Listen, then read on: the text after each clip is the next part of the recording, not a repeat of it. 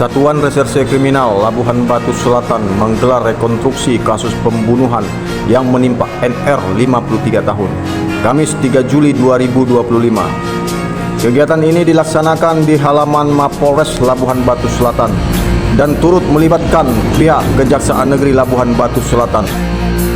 Kasus pembunuhan ini terjadi 5 bulan yang lalu, tepatnya pada 10 Februari 2025. Korban NR ditemukan tewas di areal perladangan milik seorang warga bernama Paimin di Desa Ritis, Kecamatan Silangkitang, Kabupaten Labuhan Batu Selatan, Provinsi Sumatera Utara. Dalam rekonstruksi tersebut, tersangka ZR 48 tahun memperagakan sebanyak 24 adegan. Rekonstruksi ini merupakan bagian dari proses penyidikan sebelum berkas perkara dilimpahkan ke pengadilan oleh Jaksa Penuntut Umum. Rekonstruksi ini dilakukan bersama penyidik dari Kejaksaan Negeri Labuhan Batu Selatan, yaitu Mora SH dan Cecep SH, serta kuasa hukum Prodio yang ditunjuk pemerintah. Tersangka mengaku motif pembunuhan dilatar belakangi rasa cemburu. Terang Kasat Reskrim Polres Labusel.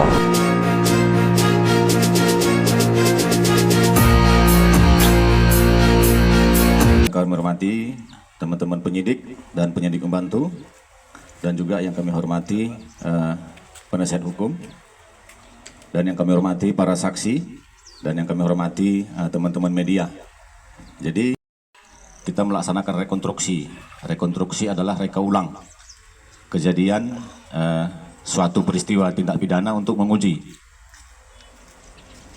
kebenaran kesaksian para saksi ataupun keterangan tersangka.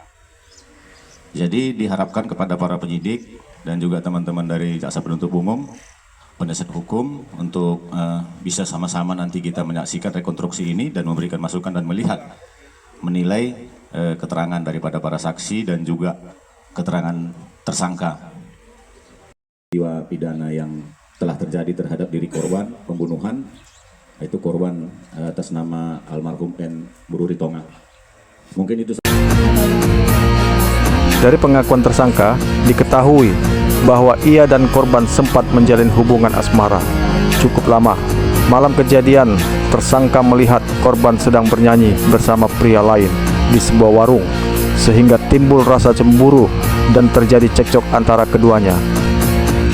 Pemilik warung sempat menegur mereka agar tidak membuat keributan saat itu. Tersangka juga mengaku telah mengkonsumsi beberapa gelas minuman keras tradisional tua. Setelah itu tersangka membawa korban menuju ladang sawit milik Paimin. Setelah terjadi percekcokan di jalan, korban sempat meminta hubungan mereka diakhiri. Di tengah pertengkaran itu seorang warga melintas. Tersangka yang panik langsung mendorong tubuh korban hingga terjatuh terlentang, lalu membekap mulut dan hidung korban hingga tidak bernapas. Jelas Kasat Reskrim. Siang Pak Dedi. Ya, baik. Selamat siang Bapak. Pak Dedi selaku kuasa Prodio. Iya, saat ini saya dalam hal mengikuti rekonstruksi ini diposisikan sebagai pengacara Prodio yang dihadirkan oleh negara melalui Polres Labuhan Batu Selatan untuk memastikan proses peradilan yang dihadapi oleh tersangka ini sesuai dengan SOP yang berlaku, dan alhamdulillah sejak dari awal dimulainya penangkapan hingga sampai sidik kelidik, prosesnya juga berjalan dengan lancar.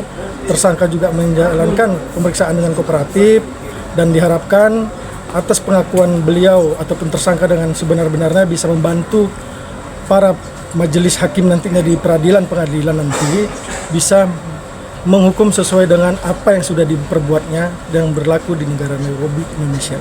Menurut sebagai kuasa hukum, ini proses penyidikan pada klien Anda ini kira-kira makan berapa hari untuk sampai ke meja hijaunya? Ya, ini sehubungan dengan rekon ini akan sudah mempersiapkan tahap 2. Bila nanti para jaksa selaku pihak menerjemahkan daripada berkas yang diserahkan oleh penyidik ke jaksa sebagai pihak peneliti, kalau memang berkas itu sudah tepat dan waktunya nanti akan mungkin sekitar beberapa minggu lagi sudah masuk tahap 2 dan disidangkan di Pengadilan Negeri Ranca Prapat. Bisa dijelaskan nama aslinya Pak? Sebagai nama Bapak. Oh, nama saya adalah Advokat Dedi Saputra SHMH. Dan kami Prodio selaku dari LBH Masmada Labusel. Ada lagi Pak? Setelah memastikan korban meninggal dunia, tersangka mengikat tubuh korban ke badannya dan membawa jasad korban menggunakan sepeda motor milik korban jenis Honda Vario. Sepeda motor tersebut dibawa kabur ke Provinsi Jambi dan hingga kini belum ditemukan. Atas perbuatannya, tersangka dijerat dengan pasal 390 KUHP tentang pembunuhan dengan ancaman hukuman maksimal 15 tahun penjara. Sementara itu, kuasa hukum Pradio tersangka Dedi SH menyampaikan bahwa kliennya bersikap kooperatif selama proses pemeriksaan. Harapan kami seluruh proses hukum berjalan sesuai standar operasional prosedur yang berlaku, ujarnya. Dari Kabupaten Labuhan Batu Selatan, Provinsi Sumatera Utara, Tirnas TV, Tidi Nasution melaporkan.